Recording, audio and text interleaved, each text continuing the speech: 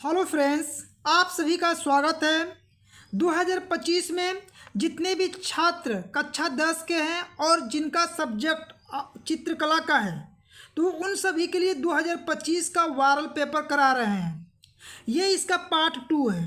ठीक है, पार्ट 1 में क्या किए हैं कि आप सभी को आलेखन कला के जितने भी इम्पोर्टेंट प्रश्न थे आप सभी को कराए हैं। आज आप सभी को पार्ट 2 में प्राविधिक कला के जो इम्पोर्टेंट प्रश्न है वो कराने वाले हैं। तो आप वीडियो की स्किप मत कीजिएगा। प्राविधिक कला के देखिए किस प्रकार से आपके प्रश्न 2025 के एग्ज़ाम में सेम टू सेम पूछे जाने वाले प्रश्न कराने वाले हैं। उन सभी प्रश्नों को एकदम आप याद कर लीजिए। तो चलिए वीडियो स्टार्ट करते हैं। देखिए, आपका आलेखन कला का प्रश्न करा दिया गया है। यहाँ पे अथवा में देता है प्राविधिक कला का, तो आपको आलेखन कला या प्राविधिक कला दोनों में से एक कोई प्रश्न करना रहता है ना।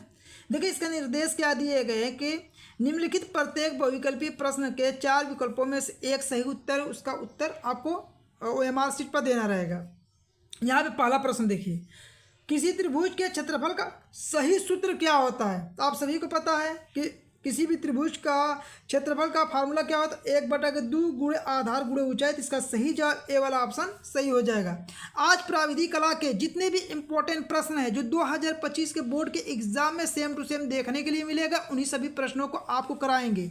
ये ऐसे प्रश्न है जो आपके पिछले साल के पेपरों में कई बार रिपीट हो चुका है और 2025 के लिए सबसे इम्पोर्टेंट प्रश्न आप सभी को करा रहे हैं। ठीक है, देखिए क्या है यहाँ पे दूसरा नंबर का कि किसी आयत की दो संलग्न भुजाओं के मध्य कोण क्या बनेगा आपका। अब बताइए, कह रहा है कि कोई आयत है। अब बताइए, आयत है, आयत का जैसे ये भुजा संलग्न है, तो यहाँ पे कितने अंश का कोण बनता है? हमेशा 90 अंश का कोण बनता है। इसका सही जवाब सी वाला ऑप्शन क्या हो जाएगा? सही हो जाएगा। अगला प्रश्न देखिए, त्रिज्या आर वाले वृत्त का व्यास होता है। देखिए, व्यास क्या होता है? त्रिज्या का दुगुना होता है। ये आप सभी को पता होना चाहिए कि जो व्यास होता है त्रिज्या के क्या होता है? दुगुना। तो इसका सही जवाब ए वाला ऑप्शन क्या हो जाएगा? करेक्ट हो जाएगा। अब देख लीजिए कितना सिंपल क्वेश्चन आपके बोर्ड के एग्जाम में पूछे जाते हैं। अब यहाँ कहा है कि 1 किलोमीटर कितने हेक्टोमीटर के बराबर होता है। तो देखिए, यहाँ पे जो 1 किलोमीटर होता है हेक्टोमीटर में देखा जाएगा तो 10 हेक्टोमीटर के बराबर होता है। कितने हेक्टोमीटर के बराबर होता है? 10। तो इसका सही जवाब ए वाला ऑप्शन सही हो जाएगा कि 1 किलोमीटर कितने हेक्टोमीटर के बराबर होता है? तो 10 हेक्टोमीटर के बराबर होता है। अगला प्रश्न देखिए, 1 डेकामीटर कितने डेसीमीटर के बराबर होता है। तो आप याद रखिएगा, जो 1 डेकामीटर होता है इसको डेसीमीटर में बताना है कि कितने डेसीमीटर के बराबर होता है। तो यहाँ याद रखिएगा, देखिए यहाँ पे डेकामीटर जो होता है 100 डेसीमीटर के बराबर होता है। तो इसका सही जवाब बी वाला ऑप्शन सही होगा। अगला देखिए, निम्न में से कौन सा बृहत कोण नहीं है। तो देखिए, बृहत कोण का मतलब होता क्या है? बृहत कोण का मतलब होता है कि आपका 180 अंश से बड़ा। देखिए, यहाँ पे 180 अंश दिया है, तो यहाँ पे पूछा नहीं है, तो ये क्या हो जाएगा? आपका बृहत कोण नहीं होगा। जबकि इसके अलावा 250, 200, 270 क्या आपका बृहत कोण है।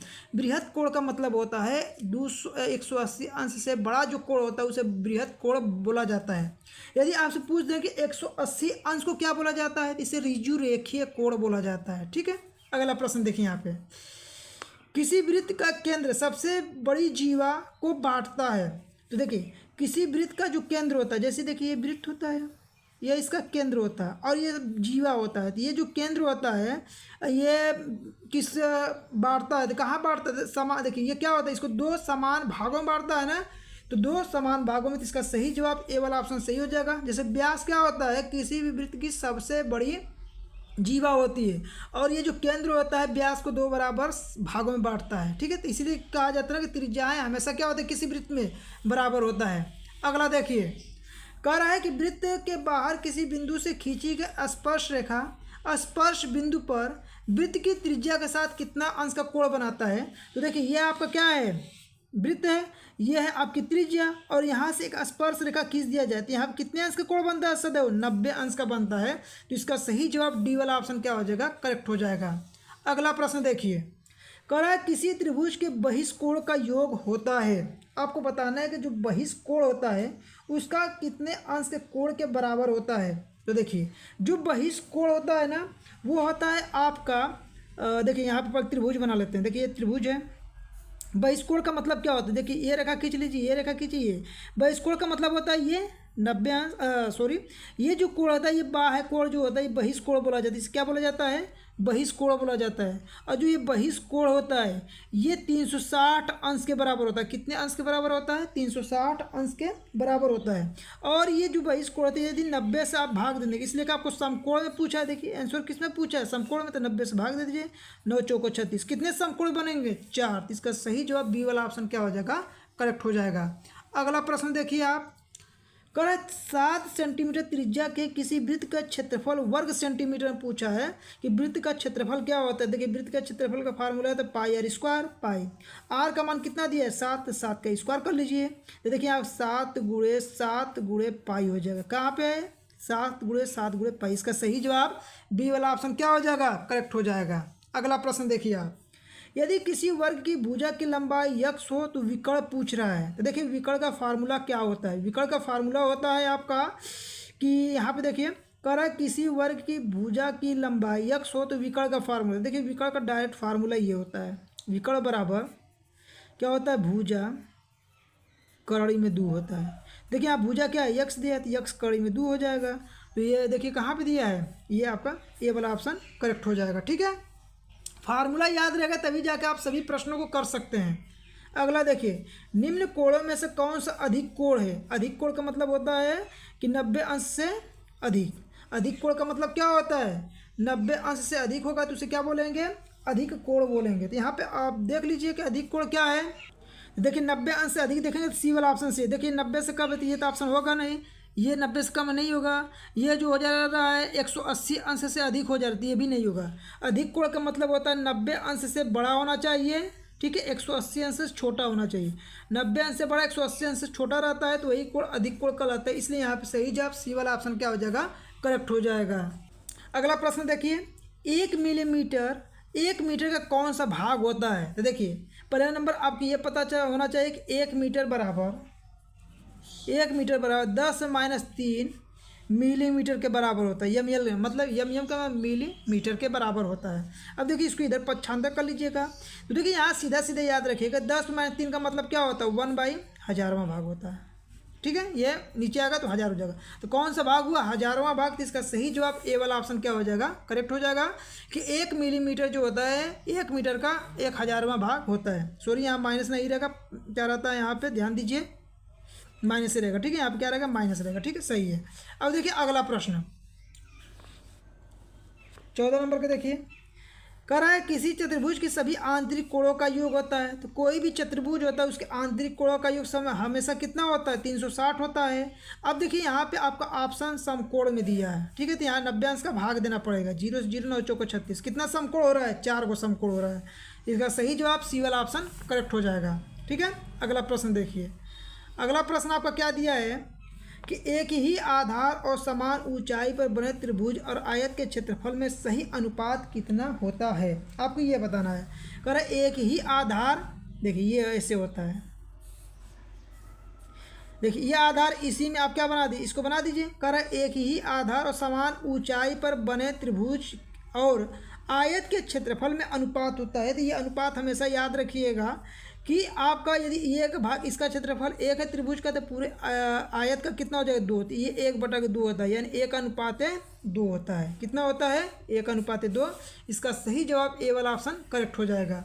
अगला प्रश्न देखिए, निम्न आकृति में से कौन सा समचतुर्भुज नहीं है? देखिए समचतुर्भुज का मतलब होता है कि उसकी चारों भुजाएं बराबर होना चाहिए। ठीक है, तो देखिए यहाँ पे क्या कहा है कि समचतुर्भुज यहाँ पे बोला था। समचतुर्भुज में चारों भुजाएं बराबर होना चाहिए। देखिए यहाँ पे चारों भुजाएं बराबर है, समचतुर्भुज हो सकता है। यहाँ पे देखिए सभी भुजा बराबर दिया है, जैसे बी बी बी दिया है तो समचतुर्भुज है। सी सी सी दिया है, समचतुर्भुज है। लेकिन यहाँ पे देखिए यक्स दिया है, वाई वाई अलग अलग भुजा हो गया ना, इसलिए समचतुर्भुज नहीं है। इसका सही जवाब बी वाला ऑप्शन करेक्ट हो जाएगा। अगला देखिए, कह रहा है कि निम्न आकृति में कौन सी रेखा और वह का लमसम द्विभाजक है? लमसम द्विभाजक मतलब होता है कोई भी रेखा दिया है उस पर लम डालने पर ये इसको क्या करता है? 2 बराबर भाग में बांट देता है। यानी 1 भाग ये होगा, 1 भाग ये होगा। अनुपात में लिखना होगा तो 1:1 लिख सकते हैं। तो इसका सही जवाब बी वाला ऑप्शन क्या हो जाएगा? करेक्ट हो जाएगा।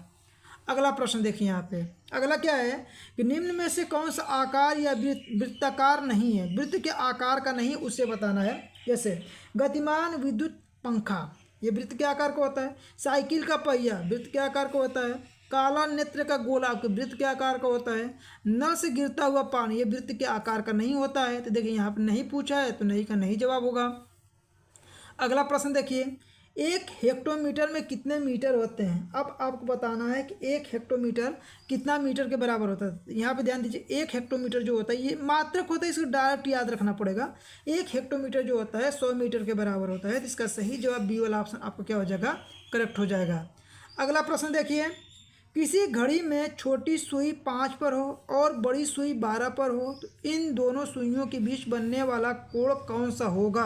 यानी यहाँ पे कोण बताना है कि किसी घड़ी है, किसी घड़ी में छोटी सुई 5 पर हो और बड़ी सुई 12 पर हो। जैसे देखिए आपको पूरा चित्र बना के बताते हैं। देखिए ये घड़ी है, यहाँ पे 12 होगा और यहाँ पे 6 होगा। यहाँ पे देखिए आपको क्या होगा, 3 होगा, यहाँ पे 4 होगा और यहाँ पे क्या होगा, 5 होगा। यहाँ पे इसी तरह ये 2 होगा, यहाँ पे 1 होगा, ठीक है। और इधर आप देख लीजिएगा, कह रहा है 5 और 12 पर। देखिए 5 है और 12 पे है और 5। ये बताइए कि यहाँ पे ये कोण कौन सा बनेगा। हमेशा ये 90 अंश से अधिक ही बनेगा, लेकिन 180 अंश से कम बनेगा। तो जब ये कोण बनता है तो कौन सा कोण कहलाता है, अधिक कोण कहलाता है, ठीक है। तो ये सभी प्रश्न आपके प्राविधिक कला के मोस्ट इंपॉर्टेंट 20 बहुविकल्पी प्रश्न थे। आप सभी को जितने भी प्रश्न बताएं, यदि प्राविधिक कला के आप प्रश्न करना चाहते हैं, इन सभी प्रश्नों को आप जरूर याद कर लीजिएगा। सभी प्रश्न जितने करा रहे हैं सेम टू सेम मैक्सिमम का प्रश्न जो होता है आपको बोर्ड के एग्जाम में देखने के लिए मिलेगा। तो वीडियो पसंद आए तो वीडियो को लाइक करें, चैनल पर नए हैं तो चैनल को सब्सक्राइब कर लें और अपने दोस्तों के पास अधिक से अधिक वीडियो को शेयर करें।